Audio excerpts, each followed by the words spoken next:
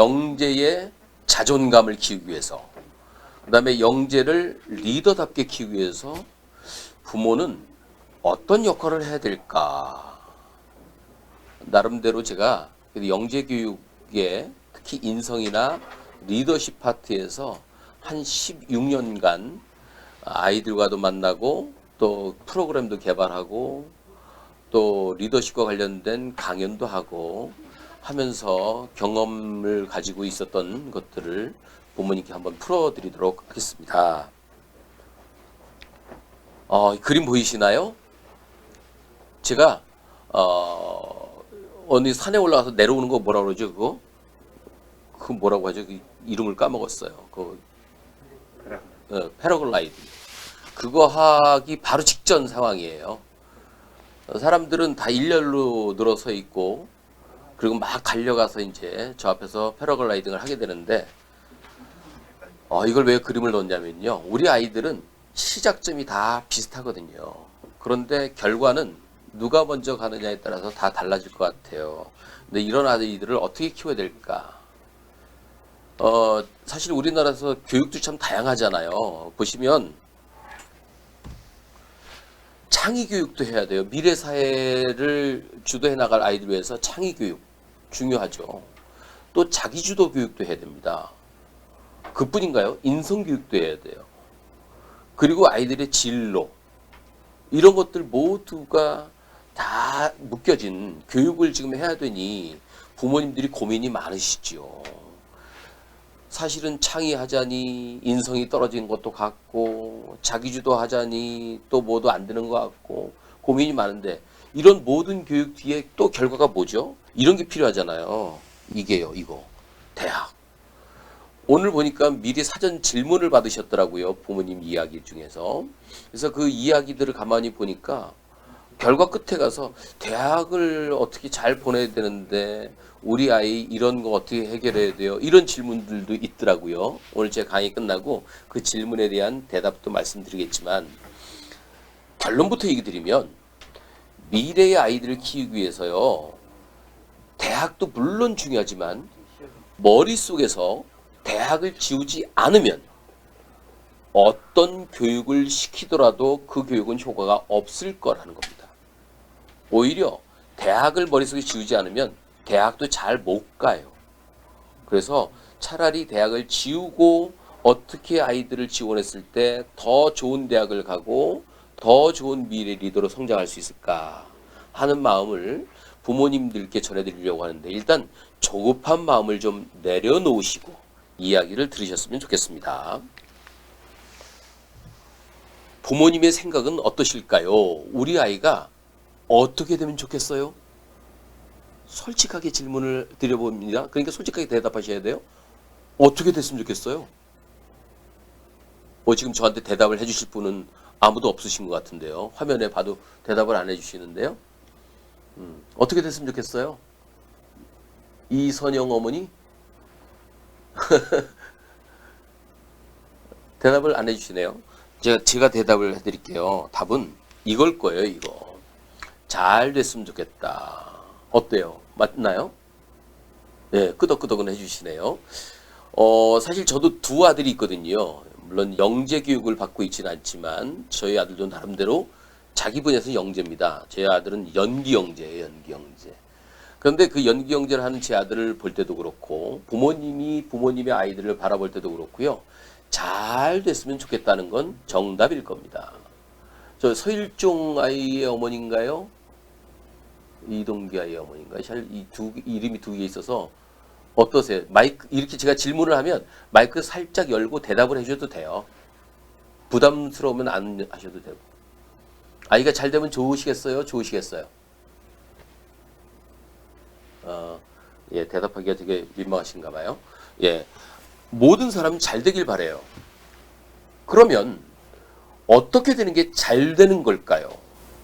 한번 생각해 보자고요. 지금은 대학 가는 게 잘 되는 거고 중간고사 성적 나오는 게 잘 되는 거고 뭐 이런 것들일지 모르지만 결국 우리가 잘 되는 건 뭐죠? 솔직하게 어떤 게 잘 되는 거예요? 라고 여쭤보면 대부분 돈을 많이 버는 거라고 하시더라고요. 전 정답이라고 봐요. 그리고 미래 사회는 사실 돈을 많이 버는 사람이 부자가 이끌어간다는 얘기를 하는 사람도 많고요. 실제로 돈 많이 벌고 성공한 사람이 이 사회를 이끌어가는 게 맞아요. 뭐 돈 얘기를 하니까 천박하다고 얘기할지 모르지만 사실은 성공은 돈 버는 거고 그게 잘 되는 게 맞을 거예요. 그러나 성공하고 돈 벌었다고 다 잘 된 건 아니잖아요. 다 잘 된 건 아니잖아요. 그럼 잘 된다는 건 뭐냐면요. 행복도 해야 된다는 거죠. 결국 뭘 원하는 거냐면 행복한 성공. 목소리 안 들려도 되니까 한번 같이 읽어주실래요? 그 경북과구의 진상윤 어머니 한번 읽어주세요. 그렇죠. 행복한 성공. 근데 이게 잘 올 것 같지가 않은 거예요, 사실. 왜요? 아이들은 언제 행복하죠? 과거 친구들도 똑같아요. 놀 때 행복해요. 게임할 때 행복해 하고요. 엄마 말 안 듣고 놀 때 좋아해요, 실제로. 그러니까 부모님들 평상시 뭐라고 하세요? 나는 그저 너희들만 행복하면 돼. 라고 하셨다가 애들이 진짜 게임하면서 행복해하면 우리는 등꼬리가 올라가잖아요. 이놈의 새끼야. 그래도 공부는 줘. 그런데요. 애들 보고 물어봤는데요. 공부는 행복하지 않대요. 어떻게 하죠? 성공하자니 공부해야겠고 행복하자니 놀아야겠는데 아이들은 그래서 이 갈등을 하는 거예요. 놀지도 제대로 못하고 공부도 제대로 못하고 이 갈등을 해결해 줘야 되는데 답이 없어요. 그래서 우리 부모님들이 선택한 답이 뭔지 아세요? 일단 공부해서 성공부터 해. 그러면 이 다음에 행복하게 놀 수 있어라고. 근데 이건 답이 아니에요. 왜냐면요. 젊어서 고생을 하고 그래서 성공을 하면 그 다음에 행복할 수 있다고 하시는데 이 얘기를 할 때 젊어서 고생은 사서도 한다. 그런 게 너 지금 젊었으니까 고통받고 공부해 라고 하시는데 실제로 젊어서 고생은 몇 살까지 하는 거예요? 몇 살까지 고생하면 젊어 고생이 끝나요? 죽어야 되는 거예요. 인간은 태어나면 고통받게 돼 있는데 그 고통받고 성공한 뒤에 행복해라 그러면 죽는 거예요. 저는 이 답을 잘못 내렸다고 생각해요. 행복한 성공에 대한 근본적인 질문을 우리가 잘못하고 있다고 생각해요. 그래서 오늘 여기에 대한 답을 하면서 어떻게 하면 아이들이 부모님들이 원하는 진짜의 모습으로 성공할 수 있을지를 알려드리는 강의를 시작하려고 해요. 그 전에 정말 잘 된다는 게 뭔지 한 번쯤 생각해 보시겠어요? 이 그림이 하나 나왔는데요. 이 그림이 뭔지 아세요? 이거 포도씨입니다. 포도씨. 너무 쉬운 초등학생한테도 물어보는 질문인데요. 포도씨는 뭐가 되면 잘 되는 거예요? 그렇죠. 포도죠. 포도. 포도씨는 포도가 되는 게 잘 되는 거예요. 그럼 요건 뭔지 아세요? 고추씨입니다. 고추씨는 뭐가 되는 게 잘 되는 거예요? 그렇죠. 고추가 되죠. 그렇죠. 어쨌든 우리가 중요한 건 사과씨는 사과가 되는 게 맞는 건데 모든 사람들이 다 귤이 되래요. 귤이. 제주도에 가면 귤이 비싸게 팔리니까 다 귤 되래요. 포도씨한테 귤 되라고 그러면 행복하겠어요? 포도씨가? 우리 아이들이요. 다 가치가 달라요. 사실은.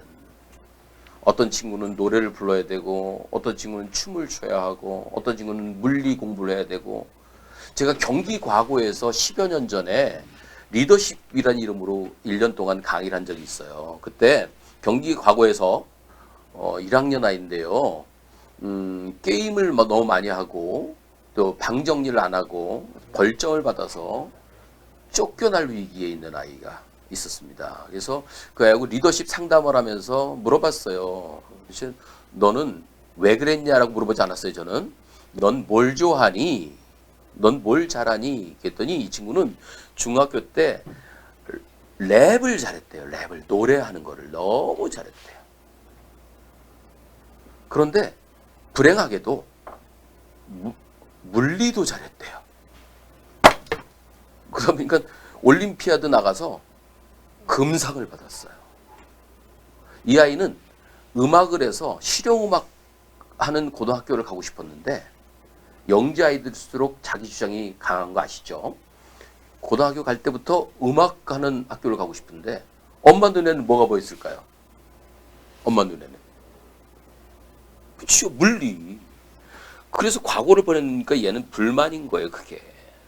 그래서 거기서부터 얘는 모든 게 하기 싫어지는 거예요. 엄청난 재능을 갖고 있던 친구인데. 제가 그래서 수업 시간에 뭐라고 그랬냐면, 다음 시간까지 너 물리 공식을 랩으로 만들어 가져와서 발표를 해보렴. 그랬더니 이 친구가 다음 주에 왔어요. 준비해 왔을까요? 저한테 하는 말이 일주일만 시간 더 주세요. 준비를 철저하게 하고 있다는 뜻이죠. 그래서 다음 주에 오케이. 그래서 이 친구가 물리 공식을 랩으로 발표를 했는데 잘했을까요? 굉장히 잘했을까요?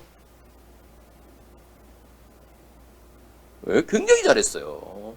친구들이 다 박수를 쳐주고요. 그때 제가 해준 말이 한마디 있어요. 너 물리 공식을 다 랩으로 만들어봐. 나중에 물리학자가 되거든. 네가 사람들의 마음을 편안하게 해주는 파장을 발견해서 음악과 물리를 접목시켜봐. 그 친구가 그때부터 기분이 좋아졌고요. 열심히 공부해서 좋은 결과를 가져왔다는 거예요. 부모님이 가장 원하는 그거 있잖아요. 거기 대학을 갔다고요. 정말 중요한 거는요. 아이의 가치가 뭔지를 발견하고 그 가치가 실현될 수 있도록 지지해주는 부모가 필요하다는 거죠. 그래서 부모님들은요. 다른 고민하지 마시고 이거부터 생각하시자고요. 아이의 현재 상태가 뭔지. 현재 상태를 발견한 다음에 이 현재 상태에다 뭔가를 집어넣으면 아이들이 어딘가 가게 돼 있어요. 어디로 갈까요? 아이들은 현재 상태에 있는 아이에게 뭔가를 지원해주면 어디로 갈까요? 어디로 보내려고 지금 열심히 교육을 시키시는 거예요? 이 돈 저 돈 끌어가면서 대답을 안 해주시는군요. 미래라고 얘기하시더라고요. 아니요. 미래 아니에요. 미래는 가는 게 아니고 오는 거예요. 실제로 시간만 지나면 와요. 애들이 아무것도 안 하고 있어도 미래는 와요. 미래가 아니라 여기로 가는 거예요. 원하는 상태. 누가 원하는 상태? 아이가 원하는 상태. 영재일수록요. 창의성이 있고요. 자기주도력이 있고요.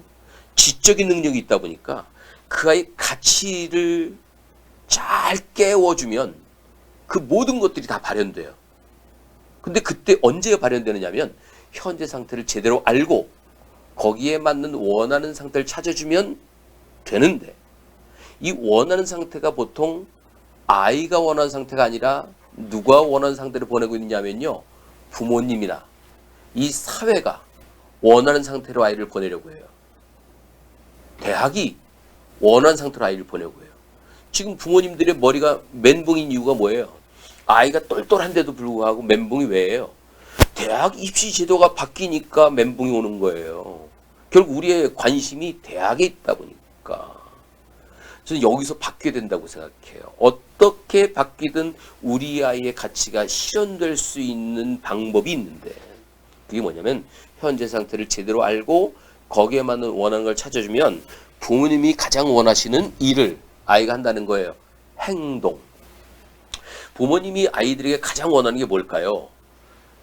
내가 말하지 않아도 스스로 알아서 하는 거잖아요. 자기주도적인 거. 근데 사람들은 언제 자기주도적이 돼요? 자기가 누군지 알고 자기 갈 바를 알면 하죠. 근데 이 자기주도적일 때 가장 중요한 게 뭔지 아세요? 그때 열정이 나와요. 이 세상 성공한 사람들 다 보세요. 학벌 때문에 성공한 사람도 있고 돈 때문에 성공한 사람도 있고 또 사회적 인지도 때문에 성공한 사람도 있는데 그 모든 것의 가장 근본적인 공통점은 열정이에요. 학벌이 아니에요, 사실은. 이 열정을 죽이면 아무리 학벌이 좋아도 성공 못합니다. 열정을 죽이면 아무리 조건이 좋아도 성공 못합니다. 근데 그 열정이 생기는 단 하나의 방법은 고추씨가 고추가 되는 거예요. 아이의 가치가 원하는 상태로 가는 걸 말하는 거죠. 자, 그러면 행복하게 성공하는 영재를 위해서 우리가 뭘 해야 될까? 뭐뭐 하는 부모, 이게 중요한 거예요. 오늘 답이자 이 강의 내용이죠. 뭐 하는 부모일까요? 답을 한번 맞춰보시기 위해서 잘 화면을 보시면 돼요. 자, 보셨나요? 이거 잘 하시면 돼요. 보셨어요? 못 보신 분을 위해서 다시 한 번만 천천히 지나가게 합니다. 뭐 하는 부모요? 예, 크게 한번 외쳐주시겠어요? 자, 뭐 하는 부모? 소통하는 부모. 그래서 오늘의 제목이 나왔죠. 그림이 좀 흉하죠? 제목이에요. 아재 개그를 한 거예요. 죄송합니다. 오늘의 제목은 행복하게 성공하는 영재. 뭐가 필요하다고요? 소통하는 부모. 정말 어제 질문을 받아보니까요. 아이와 소통이 안 된다는 부모님이 굉장히 계세요. 어떻게 소통이 되는지. 애는 입을 닫았는데 말하라고 해도 말을 안 하는데 어떻게 해야 될지. 부모님이 볼 때는 이게 답인데 아이는 그 답대로 안 가고 있어요. 어떻게 해야 될지 고민이라는 거죠. 오늘 소통하는 단계를 좀 말씀드릴 건데요. 제 이야기를 이끌어줄 예쁜 강아지 한 마리 인사하네요. 하이. 같이 하이 한번 해주세요. 예, 기분이 좋아진 강아지가 자기소개합니다. 전개예요. 예, 오늘 제 이야기의 전개. 어떻게 하면 소통하는 부모가 될 수 있을까? 첫 번째, 시대와 소통하자. 시대를 모르면 소통이 안 됩니다. 부모님 시대의 소통법으로 우리 아이들을 따라갈 수가 없으니까요. 시대. 두 번째, 먼저 아이와 소통하기 전에 나와 소통하자. 나도 내 마음을 모르는데 아이를 어떻게 알겠어요? 어느 사람이 힘들까요? 나를 모르는 남들과 살기. 두 번째, 나를 모르는 자신과 살기. 어느 쪽이 힘들 것 같으세요? 나를 모르는 남은 떠나면 되지만 나를 모르는 자신과 평생 사는 건 얼마나 힘들겠어요. 그러니까 실제로는 아이와 소통하기 전에 나부터 알아야 돼요. 소통은 말로 하는 거지만 사실은 말 속에 담겨진 마음을 주고받는 건데 내 마음도 모르는데 아이의 마음과 어떻게 소통을 해요? 그래서 자신과 소통. 세 번째, 그 다음에가 아이와 소통이에요. 이런 소통을 잘 해서 소통의 회복이 일어나려면 어떻게 해야 될까? 구체적 실천 방안까지 간단 말씀을 드릴게요. 사실 준비한 건 굉장히 길어서 3시간 강의해야 되는데 와보니까 줌으로 하면 부모님 지루해 하신대서 1시간 만에 끝내달라 해서 제가 중간중간 스킵할 게 좀 있어요. 소통하는 부모 첫 번째, 시대와 소통하자. 아시겠지만 일자리가 감소됩니다. 2020년에 예언한 게 500만 개 일자리 감소를 했는데 지금 이미 감소됐잖아요. 2016년에 다보스 포럼에서 얘기한 거. 2025년까지 국내 근로자 61%가 AI에게 일자리를 뺏긴대요. 이거 어떡하죠? 큰일이죠. 실제로 현재 안내부터 요리, 서빙까지 모두 로봇이 하는데 키오스크 아시죠? 물건 서빙하는 거 아시죠? 앞으로 인간이 설 자리가 없어요. 우리 영재 아이들은 이런 일 안 할 거라고 생각될지 모르지만 이런 일들이 파급되기 시작하면 영재 아이들도 할 일이 없어질 가능성이 높아져요. 이런 시대 어떻게 살 건가? 그랬더니 많은 사람들이 얘기해요. 4차 산업혁명 시대, 즉 싱귤러리티 아시죠? 인간이 보다 AI가 발달해서 인간을 넘어서는 순간 싱귤러리티. 이 시기에 어떻게 살 거냐. AI보다 인간이 못한 그 시간이죠. 그래서 첫 번째 답이 창의성이라고 얘기하잖아요. 근데 창의성이요. 사람이 못 따라갑니다. 여기 보시면 그냥 쭉 이거는 중요한 거 아니기 때문에 설명드릴게요. 구글 알파고 제로가 자기 혼자 공부해서 그 커제를 이긴 알파고 마스터에게 100전 89승 11패.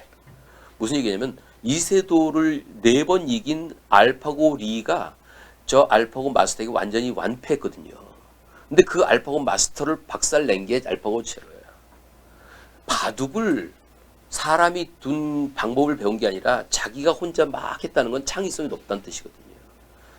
이미지 영상을 분석해서 무인 수술 로봇이 생기고 인간의 비서 역할을 하는 챗봇 듀플렉스가 생기고 이때 AI는 인간의 창의성을 뛰어넘는다는 거예요. 그 다음에 감성 얘기하잖아요. 감성도 보시면 그 알파고 제로가요.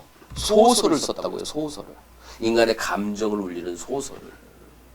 이거요. 답이 없어요, 이제. 또 어떤 사람들은 사람이 AI보다 연결을 더 잘할 거다. 근데 연결이요. 한번 찾아보세요. 솔이라는 프로그램. 이 프로그램은요, 사람보다 더 연결을 잘하는 기계를 볼 수 있어요. 오늘 다 설명드릴 수는 없는 것들인데요. 한번 인터넷 뒤져보면 다 나오는 것들이에요. 이런 시대에 우리 아이들에게 창의성도 안 돼. 감성도 안 돼. 네트워킹도 안 돼. AI를 못 쫓아간다고요. 많은 사람들이 무슨 이 현대 뭐 4차 혁명 시대에 창의성을 가지고 살아라 얘기하지만 그거 가지고 못 사는 시대라고요. 어떻게 할까? 이 고민이에요, 실제로. 그런데 이걸 한번 보시자고요. 세계가 바뀌었다는 사실을 인지하셔야 돼요. 우리 부모님들이 보시는 세계는 여기에요. 즉 하이어라키가 있는 세상이지. 계급 구조가 있단 말이에요. 그래서 부모님들은 오로지 아이들이 성공하려면 어디로 가야 된다고 생각하세요? 어디요? 그 꼭대기죠. 답이 너무 간단해요. 저까지 올라가는 우리 아이가 뭐 해야 돼요? 공부해야죠, 공부. 노력해야죠. 노력해서 저 꼭대기 올라가야 돼요, 우리 아이에게. 그래서 우리는 뭐라고 해요? 노력해. 그래서 저 꼭대기까지 올려놓잖아요. 근데 저 꼭대기까지 올라가는 게 노력만 해서는 안 돼요. 근데 우리 부모님들은 항상 하시는 말씀이 뭐예요? 노력해서 안 되는 일이 세상에 어디 있니? 노력해서 안 되는 일 세상에 되게 많아요. 경쟁하는 거예요. 지금 어머님이 키우시는 아이들이 노력하지 않는 게 아니라 경쟁 때문에 두려워하고 있는 거예요, 지금. 근데 그런 아이에게 왜 너는 노력 안 하니? 라고 얘기를 하면 모든 책임을 누구에게 돌리는 거예요? 아이에게. 아이는 부담감이 생겨서 자기 노력하지 못하는 자기를 미워해요. 이런 아이들은 성공 못해요.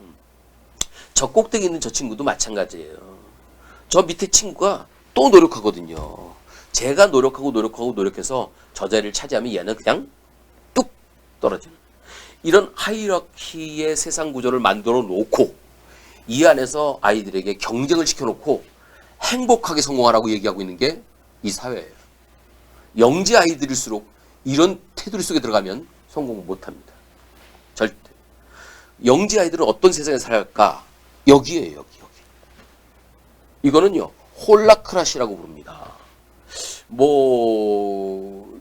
잘 모르실지 모르겠지만요, 이 시대가 이쪽으로 가고 있어요. 홀라크라시는요, 공동체 사회예요. 계급 구조가 아니라 둥그런 평등 사회인데요. 팀제로 운영되는 거예요. 제 책에 썼지만요. 지금 많은 기업들도 다 홀라크라시로 가고 있어요. 여기서 높은 곳을 차지해야 돼요. 한번 찾아보세요. 제가 일부러 구형으로 만들었어요. 어디가 제일 높을까요? 거기다 집어넣으셔야 돼요. 왼쪽에 있는 데서 꼭대기 찾아가는 건 구시대. 오른쪽 어딜까요? 어디가 제일 높아요? 이거죠. 이거. 자기가 서 있는 곳. 어디 서 있든지 상관없어요. 아이가 서 있는 곳. 그곳에서 노력만 하면 돼요. 여기서 노력 안 하고 주저앉아 있으면 안 되죠. 여기서 노력하는 거예요. 이걸 올리원이라고 합니다.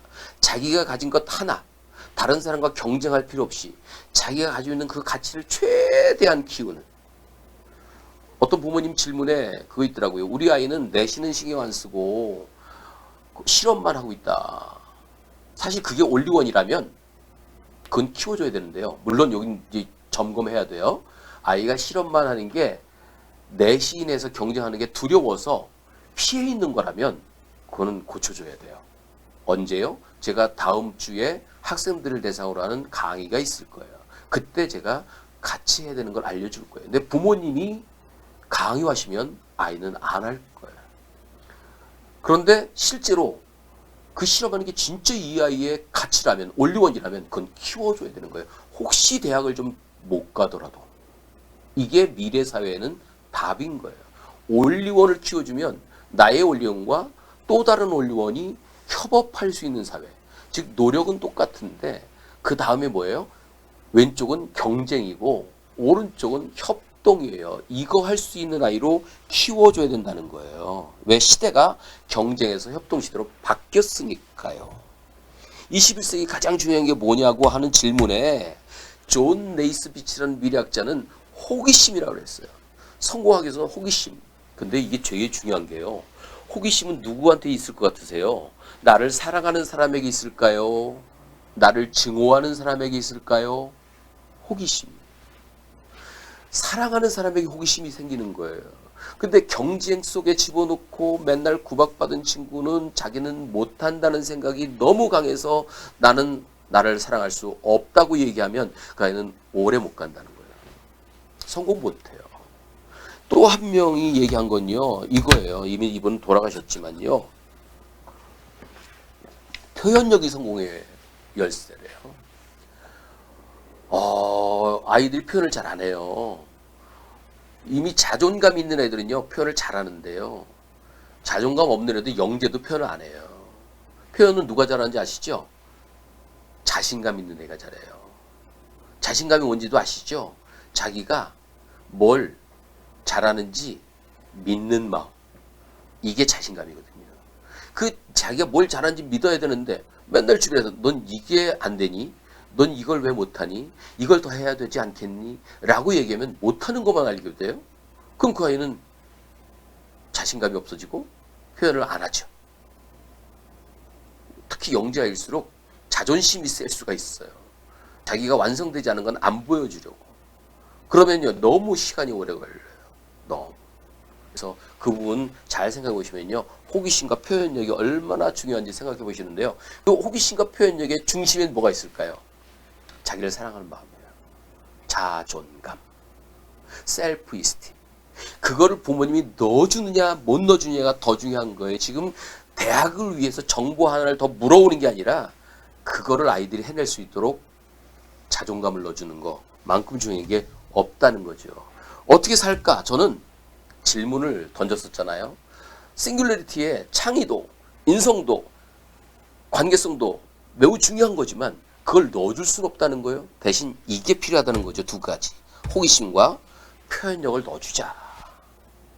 호기심과 표현력을 넣어주면 되는데 잘 보세요. 제가 증명하는 거예요. 호기심과 표현력이 생기면 이런 거 잘해요. 질문, 도전, 모험, 열정, 협동, 창의성이 높아집니다.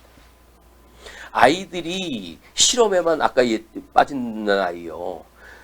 혹시 자기가 내신에서 경쟁하는 게 두려워서 자기가 잘하는 실험에 빠져 있는 거라면 이 친구는 지금 도전 안 하는 거거든요. 두려워서. 근데 그 아이에게는 그러니까 두려움을 없애줘야 돼요. 그런 것들을 잘 파악하셔서 이걸 키워주면 그 다음에 이것 때문에 어떤 역량이 생길까요? 이거예요. 커뮤니케이션 능력이 생깁니다. 콜라보레이션 됩니다. 크리에이티비티 됩니다. 컴퓨팅 스킬이 생깁니다. 이 네 가지 노란 역량을 우리는 뭐라고 하는지 아세요? 미래 인재들의 네 가지 역량이에요. 저걸 키우기 위해서 영재교육 시키는 중이에요. 그럼 그 중심에 뭐가 있다고요? 호기심과 표현력이 있다고요. 호기심과 표현은 그럼 언제 생긴다고요? 이때요. 자존감을 가졌을 때. 자존감을 키워주면 아이는 커지는데 사실 부모님의 역할은 이 자존감을 키워주는 가장 기본적인 것들을 하셔야 되는 거예요. 이게 아이덴티피케이션, 아이디예요. 아이디. 요즘 세상 아이디로 살아가는 거 아시죠? 아이디로. 뭐예요? 그 네이버 들어갈 때, 구글 들어갈 때 아이디 치고 들어가서 검색하고 글 쓴 게 다 어디에 쌓이죠? 컴퓨터 안에 쌓이잖아요. 클라우드 안에 있잖아요. 이게 이 아이를 증명하는 게 돼버려요, 이제. 그뿐이에요. 또 뭐 내비게이션, 뭐 또 카드 쓰고, 그럼 그 우리가 했던 모든 영역들이 다 기술에 의해서 클라우드에 쌓여요. 그럼 그게 아이도 모르는 사이에 그 아이의 아이디를 만들어주는 거예요. 이제 이 아이디로 여권 없이도 여행 가는 시대가 오고요. 이 아이디로 생기부 없이도 대학 가는 시대가 오고요. 이 아이디 가지고 취업도 가능한 시대가 온다고요. 그건 제 얘기가 아니라 미래를 얘기하는 모든 사람들이 하는 얘기예요. 오늘 제가 증명도 할 수 있지만 시간 관계상 그건 안 보여드릴 건데요. 중요한 얘기입니다. 그러면 지금 부모님들은 아이가 어떤 활동을 하는지 아이디를 잘 만들어 주시면 되는 거예요. 그 아이디 속에서 호기심과 표현력이 생기고 거기서 미래를 살아가기 위한 역량이 생기고 그게 부모님들이 정말 원하는 잘 되는 아이, 행복한 성공을 하는 아이로 키울 수 있는 거다. 저는 영재라고 하는 귀한 특성을 가진 아이들이 누군가의 억압에 의해서 영재성을 다 발휘하지 못하는 모습을 너무 많이 봤기 때문에 마음이 아파요. 정말 마음. 이 미래 사회에 살아가기 위해서 또 필요한 게 있다고 하워드 가더너가 얘기한 게 있어요. Five mind for the future. 미래를 위한 5가지 마음인데요. 그 중에 첫 번째, 두 번째, 세 번째는 이미 영재들을 한테 다 하고 있는 거예요. 훈련된 마음, 종합하는 마음, 창의하는 마음. 이건 이미 영재들에게 교육을 충분히 하고 있는 중이에요. 그래서 이것만 가지면 될 것 같죠? 근데 이 사람이 2가지를 더 얘기했어요. 하나가 존중하는 마음, respectful. 다른 사람을 존중하는 거죠. 근데 다른 사람을 존중하려면요, 자기를 존중할 줄 알아야 돼요. 자기 존중 못하는 친구는 다른 사람 존중 못합니다. 절대로. 5번째는요, 윤리적인 마인드예요. ethical. 윤리적인 마인드가 뭘까요? 뭐 예의 바르고 그런 거 아니에요. 여기서 말하는 윤리적인 마인드는 나 혼자만 잘 먹고 잘 살겠다가 아니라 함께 더불어 사는 세상을 꿈꾸는 게 윤리적인 마인드예요. 요즘에 코로나 때문에 장사를 못하는 많은 사람들, 경제로 힘든 사람들, 국가에서 재난지원금이니 기본소득이니 주겠다는 얘기들이 점점 나오죠. 이건 코로나 때문에 일시적으로 나오는 게 아니고요. 앞으로 이 세계는 그렇게 만들어질 거예요. AI를 가진 기업이 하루에도 수조 원을 버는 시대. 이 시대에 그 AI를 갖지 못한 많은 사람들은 일자리가 없어질 거예요. 그렇다고 해서 그 사람을 다 죽여버리면, 네 능력 없으니까 넌 안 되는 거니까 죽어버리면 결국은 먹이사슬에 의해서 꼭대기도 죽어요. 그래서 요즘 어떤 일이 벌어져요? 수많은 돈을 버는 사람들이 그 돈을 나눠서 국민들에게 나눠주는 일을 하고 있는 거예요. 이게 앞으로 살아갈 방법이에요. 그럴 수 있는 마인드를 열어줘야 된다는 거예요. 이게 에티컬 마인드예요. 이런 마인드를 가진 영재들이 이 세계를 지배해 나갈 수밖에 없게 돼 있다는 거죠. 자, 그런 아이들에게 어떤 공부를 시켜야 될까? 앞으로는 데이터를 얻는 능력, 이해하는 능력, 처리하는 능력에다가 그 안에서 자기만의 가치를 뽑아내는 능력을 키워줘야 되는 것이 가장 중요한 능력이라고 얘기했고요. 국영수 잘해서 대학 가는 게 아니라는 거예요, 이제. 우리나라는 그러니까 영재교육을 시키면서도 여전히 국영수 잘해서 대학 가는 아이를 만들어 주려고 이게 완전 후진국이에요. 지금 영재를 키우시는 부모님들이 이건 빨리 벗어나야 돼요. 가치를 뽑아낼 줄 모르면 안 되거든요. 이게 4가지가 자기주도력이에요. 자기주도력. 이런 아이를 키우면 어떤 아이들이 될까? 그래서 고민인데요. 저는 4차 혁명 시대에 목적이 이끄는 아이들을 키우지 말자. 지금까지는 목표를 세워놓고 목표에서 더 빨리 가는 아이, 더 높이 가는 아이를 성공자라고 얘기했잖아요. 근데 목적이 이끄는 삶은요, 사실 진리는 아니에요. 현재 사회는 있는 건 맞는데 저건 산업혁명이 나오면서부터 꼭대기까지 피라미드 구조를 만들어 놓고 The Purpose Driven Life, 목적이 이끄는 삶이 옳은 삶이라고 누군가가 강요한 것 뿐이에요. 이 내 목적이 이끄는 삶은요, 목적이 너무 중요하다 보니까 목적 때문에 자기를 잃어버리고 결국은 목적에 이끌려가는 삶을 살게 만들어줘요. 평생 행복하지 못한 이유죠. 이렇게 귀하고 똑똑한 영재들이 왜 평생을 불행하게 살게 만드냐고요. 여기서 과감하게 벗어나는 방법은 이제는 가치가 이끄는 삶을 살게 하자. 그래서 아까 처음에 얘기했죠. 대학을 목표에 두는 순간부터 아이는 대학을 못 갈 수도 있어요. 그러나 가치에 신경을 쓰시면요, 오히려 더 좋은 대학을 갈 수도 있고 더 원하는 삶을 살 수도 있다는 사실을 잊지 마셔야 합니다. 소통하는 부모, 이제 세계에 대한 이야기했어요. 이 시대는 이렇게 바뀌고 있다고요. 심각하게 생각하셔야 돼요. 제 강의를 다 끝나고 나도 항상 부모님들 하시는 말씀, 그래도 대학이 최고야. 지금 봐봐, 우리나라에서 줄 잡고 있는 사람들은 다 좋은 대학 나왔잖아 하고 반론을 하실 거예요. 그럼 제가 아무 말 할 거 없을 것 같죠? 이렇게 말씀드립니다. 제가 아는 사람 중에 서울대 뭐 이렇게 좋은 대학 나온 친구 많은데요. 그 친구들이 지금 서울대 나오지 못한 저보다 더 못 나가는 친구가 많을까요? 무지 많을까요? 무지 많아요. 그 사람들이요, 서울대 나와서 그렇게 잘 된 거 아니에요. 그 사람들은요, 열정이 있었던 거예요. 공부를 하든 뭘 하든 열정이 있어요. 그러니까 서울대에 너무 목매지 마시고 열정이 있느냐 없느냐를 더 생각하셔야 돼요. 제가 지금 환갑이 넘었거든요. 근데도 직장 생활도 있지만 이렇게 외부에 나가서 이런 활동도 하면서 제 친구보다 제가 더 잘 나가요. 자랑인데 죄송합니다만은 영지 아이들은 그렇게 키우는 거예요.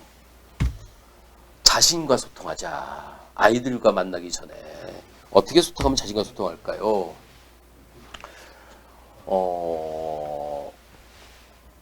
이 질문 하나 합니다. 나는 사랑할까? 가운데 뭐가 들어갈 것 같으세요? 그렇죠. 정답이에요. 나는 나를 사랑할까? 나는 내가 또 안 나와요. 이거 소리 안 나가죠 지금. 아 나갔어요 다시. 나는 나를 사랑할까?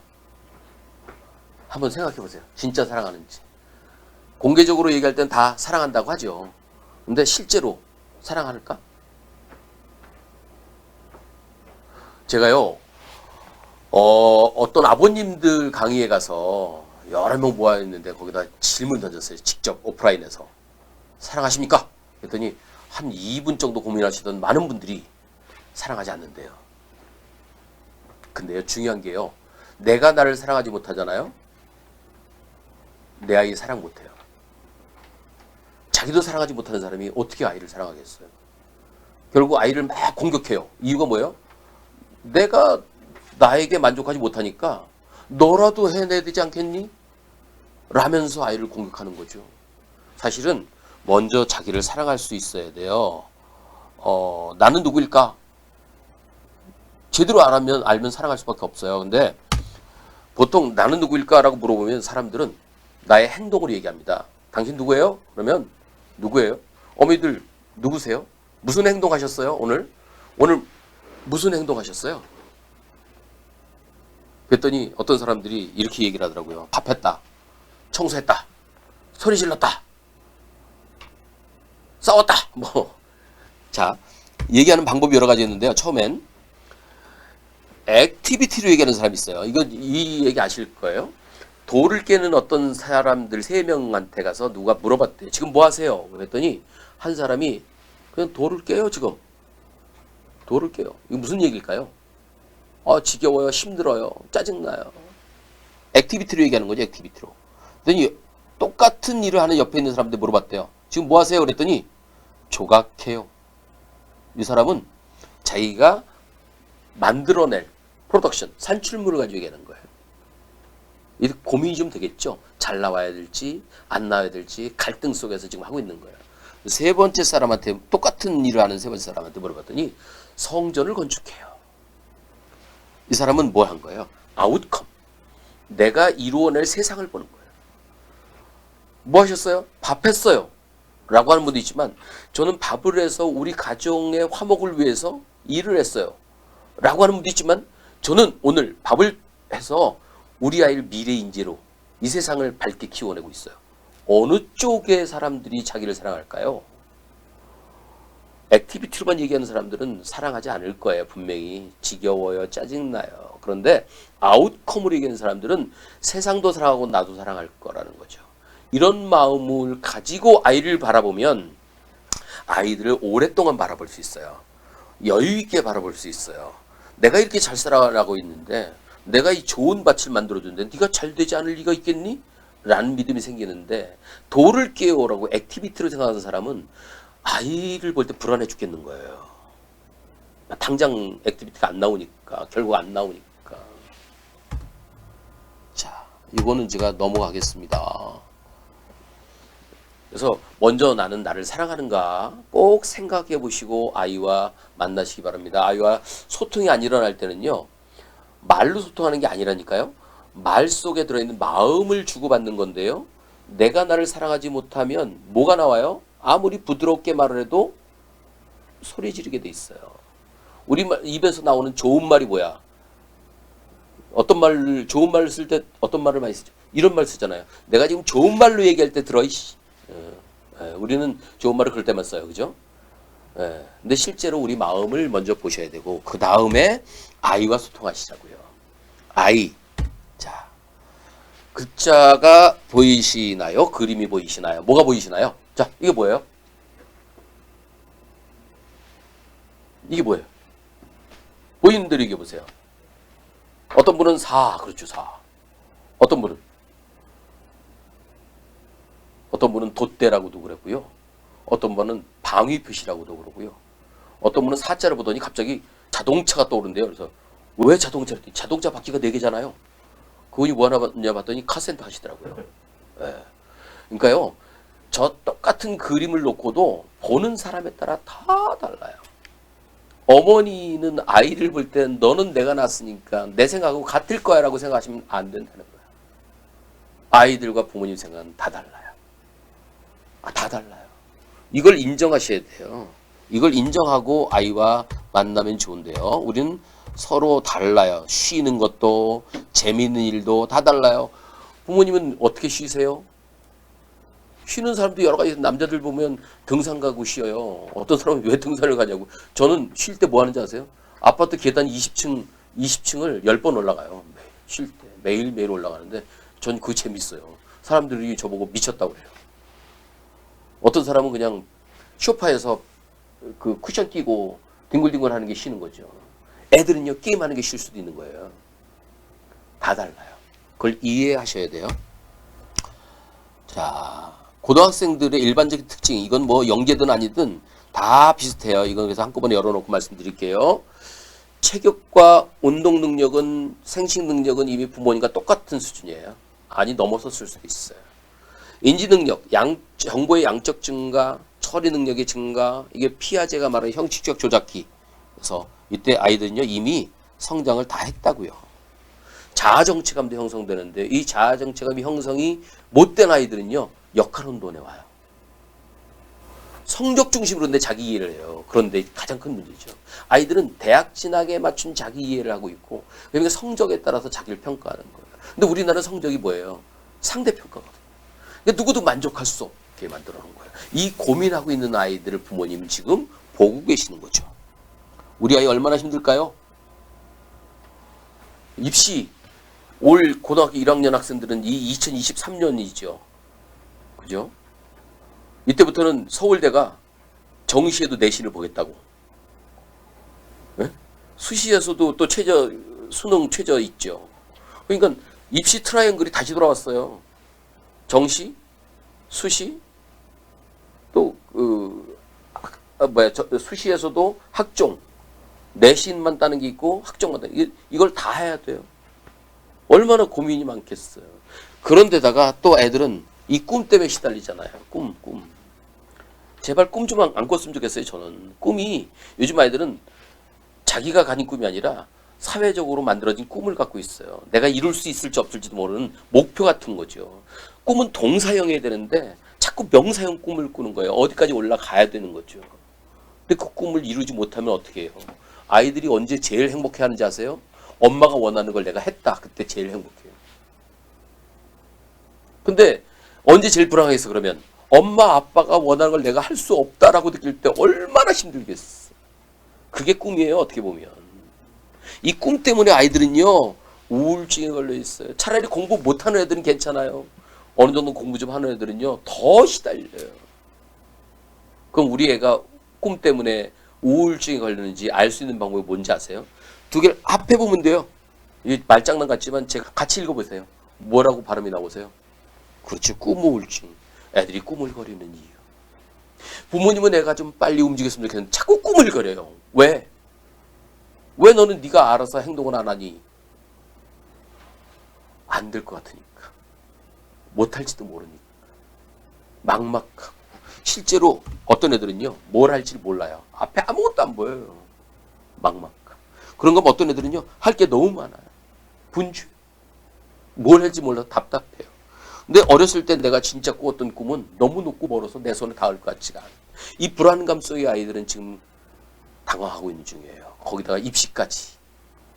그러니 이런 아이들을 제대로 이해하면서 어떻게 키워야 될까? 자, 저는 간단한 해답을 드립니다. 아이들에게 뭐가 많을까부터 찾아보세요. 자, 장점이 많을까요? 단점이 많을까요? 내 아이. 부모님들은 다 얘기합니다. 내 아이는 장점이 많다고. 하지만 정작 아이의 귀에 부모님이 들려주시는 얘기는 장점을 얘기하실까요? 단점을 얘기하실까요? 그래요. 단점 얘기한다고요.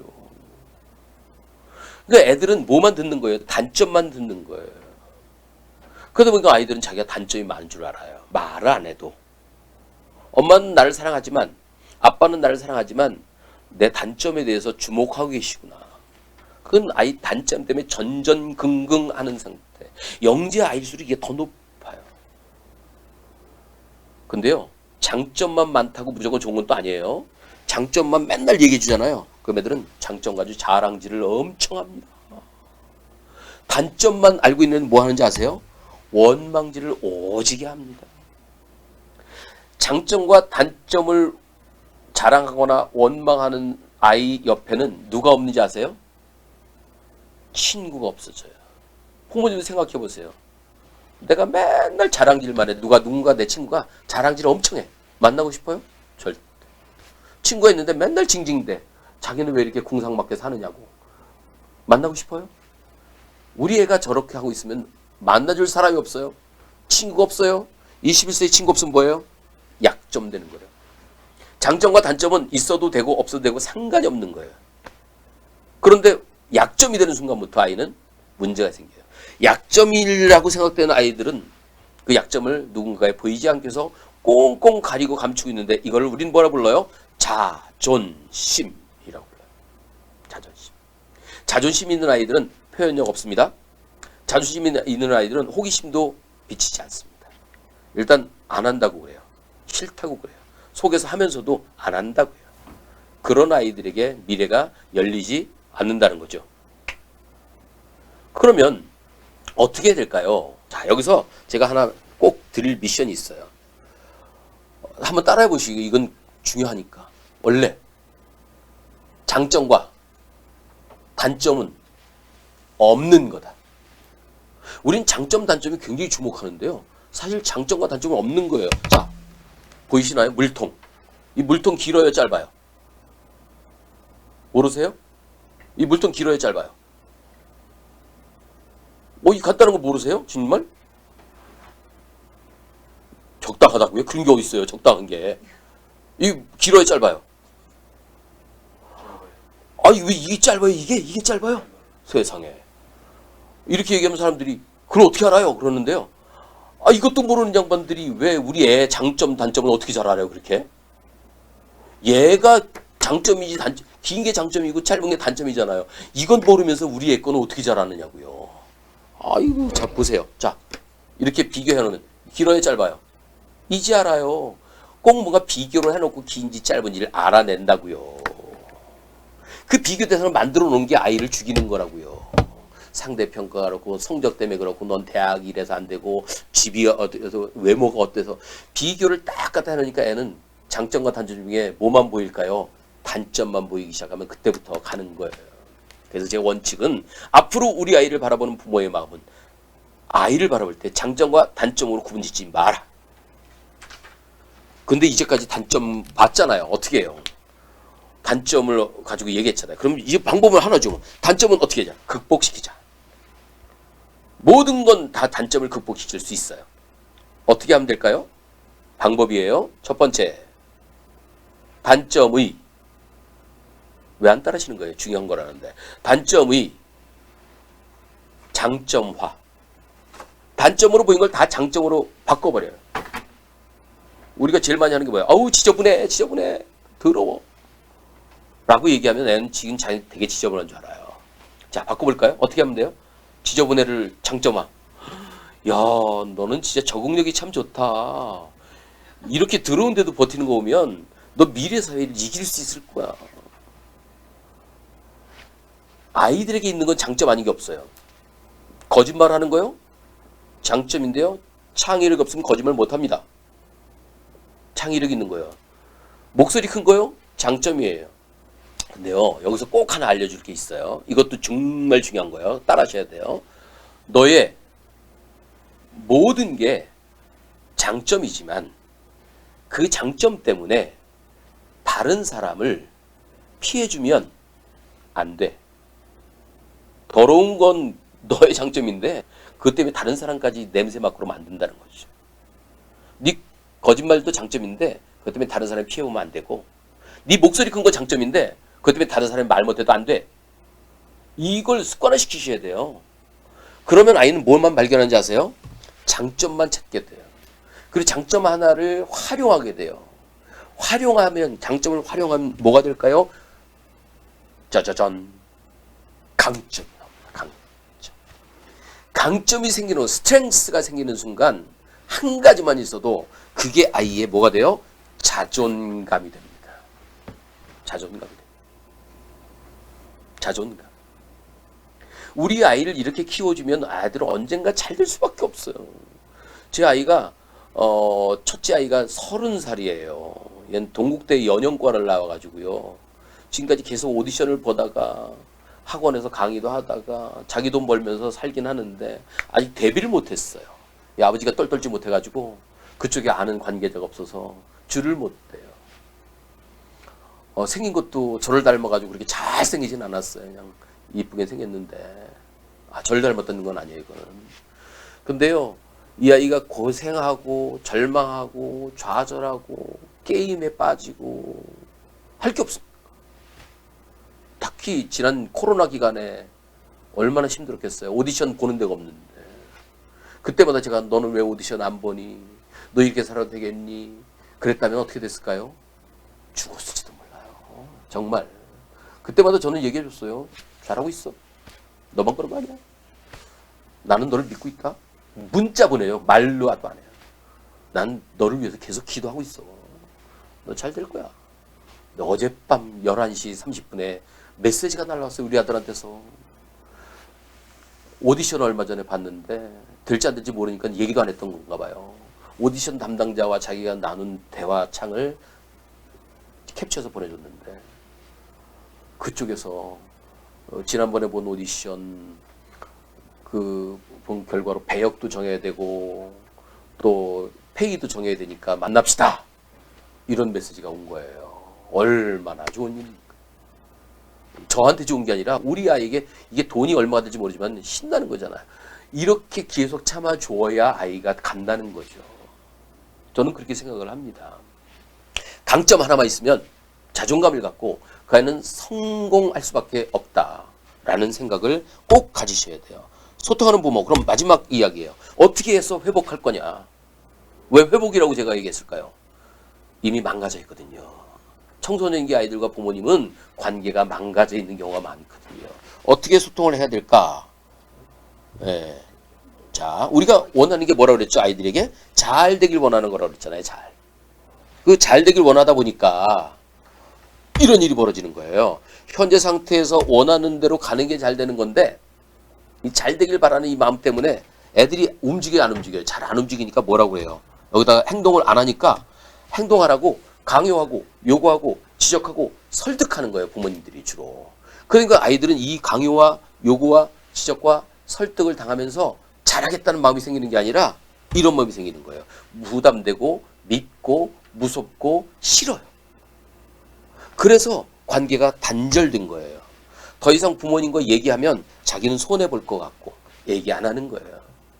결국 부모님이 아이가 잘 되기를 바라는 마음이 아이와의 관계를 단절시키는 결과가 된 거죠. 우리가 주로 쓰는 말을 한번 볼까요? 자, 모든 아이들은 자기 존재를 드러내기 위해서, 존중받기 위해서 뭐 하죠? 여러 가지 신체적인 행동, 감정, 또 지적 표현, 여러 가지 행동, 어떤 관심 보이는 것들, 창의적인 일들을 해냅니다. 그런 거 할 때마다 우린 주로 뭐라고 하는지 아세요? 부모님들이. 물론 여기 계신 부모님이 안 그러셨을 건데 이런 얘기 많이 해요. 내 말대로 해. 그쪽은 안 돼. 만지지 마. 가만히 앉아있어. 옳지 않아. 그것도 못하니? 제발 빨리 해라. 똑똑하게 말해. 정신 차려. 바보같이 굴지 마. 실망시키지 마라. 어리석게 굴지 마. 이런 얘기를 많이 하거든요. 물론 여기 계신 부모님들은 안 하셨을 거예요. 근데 창문 열고 나가면 다른 분들은 이런 얘기 많이 해요. 이런 얘기 많이 할수록 아이들이 자아 존중감이 떨어집니다. 근데 이런 얘기를 들으면요, 아이들은 두 가지예요. 애써 견디거나 자기 방어를 하죠. 그래서 이거를 수용적인 자세를 보이는 아이들은 어떻게 해요? 상처를 받거나 거짓말하거나 열등감을 갖거나 우울해지거나 독선적이 되거나 자학하거나 무기력에 빠지게 돼요. 그리고 또 이걸 공격적으로 하는 아이들은요. 책임을 전가시키고 방해하고 비난하고 반항하고 기만하고 폭력적이고 난폭해지는 아이들. 사람마다 기질에 따라 조금씩 크기는 다르지만 이런 현상이 아이에게 보인다면 이건 자존감이 떨어져 있는 상태죠. 이런 아이를 회복시켜야 돼요. 그 회복시키는 게 말인데요. 말을 어떻게 해야 돼요? 인정하는 말을 해줘요. 인정하는 말. 자, 보시면 말은 이런 얘기 좀 넘어갈게요. 제가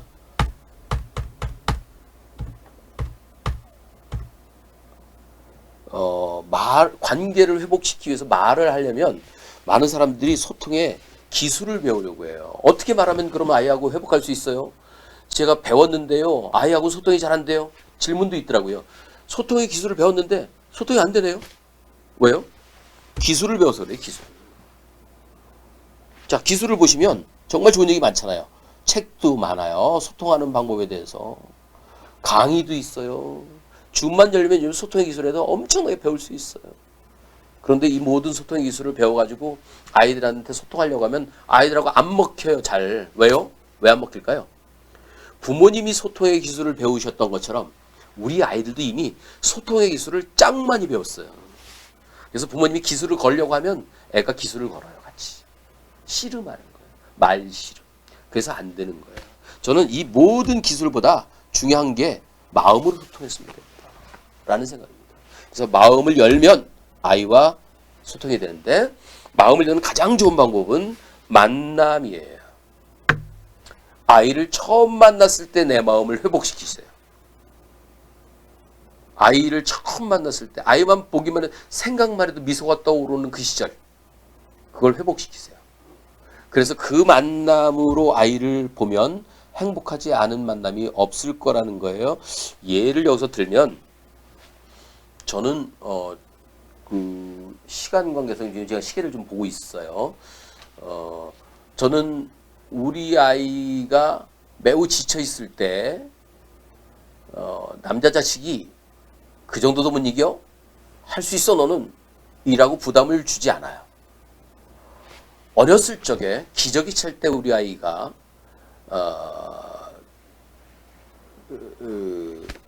잼잼이라는 기저귀를 찬 적이 있어요. 잼잼이. 그 광고가 어떻게 나왔냐면요. 엄마가 아이의 엉덩이를 까고 잼잼이 톡톡 치면 잼잼 그러면서 애가 막 크르르 웃는. 그걸 우리 애가 그걸 보고 너무너무 좋아하는 거예요. 너무. 그래서 저희 집에서 그거 가지고 놀았어요. 우리 애 기저귀 찰 때 애 기저귀 까놓고 제가 잼잼이 톡톡 치면 애가 잼잼 그러면서 까르르 웃고 하루에 100번씩. 근데요. 23살 먹은 우리 아이가 힘들어할 때 저는 밤늦게 1시에 들어와서 좌절해 있는 아이를 놓고 저는 다가가서 그랬습니다. 힘들지? 엉덩이를 툭툭 치면서 잼잼이 툭툭 치더니 우리 애가 벌떡 일어나더니 잼잼 그러면서 사라지더라고요. 근데 그때 아이만 사라진 게 아니라 아이의 얼굴 속에 근심도 사라졌어요. 왜요? 제가 어렸을 때 아이하고 놀았던 그때 아이는 내 뒤에 아빠가 있어. 이 느낌을 그 순간에 준 거예요. 그냥. 그 말 한마디로 모든 게 해결되는 그런 사인을 만드시고 아이와 그거로 자꾸 만나실 필요가 있습니다. 그거는 나는 너를 믿는다. 난 너를 좋아한다. 난 네가 너무 사랑스러워라는 이야기니까 그걸 주셔야 되는 거예요. 자, 그러면 보세요. 지금까지 우리는 현재 상태에서 원하는 상태로 가게 하기 위해서 강요하고 요구하고 지적하고 설득하는 일을 많이 했는데 이건 뭘 준 거예요? 아이에게 장애를 준 거예요. 장애. 장애가 뭐예요? 따라해 보실래요? 장애는 과거에 실패했던 기억. 모든 사람은 실패를 하는데 실패했던 기억이 떠오르는 순간 다시는 그 일을 하고 싶어지지 않는데. 근데 우리는 그동안 어떤 얘기를 많이 했을까요? 아이들과 왜 못하니? 좀 더 하라니까?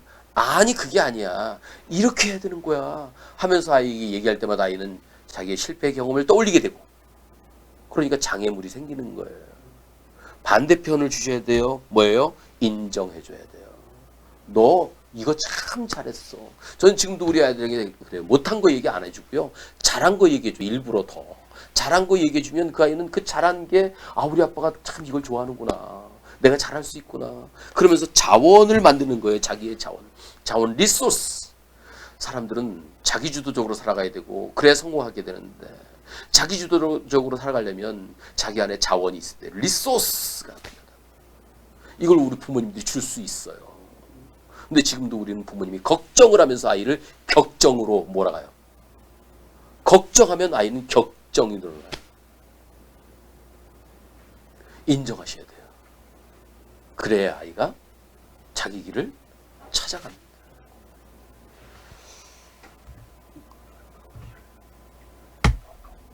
자, 이제 소통과 공감을 하기 위해서 기술이 아니라 뭐가 필요하다? 소통의 마음이 필요하다.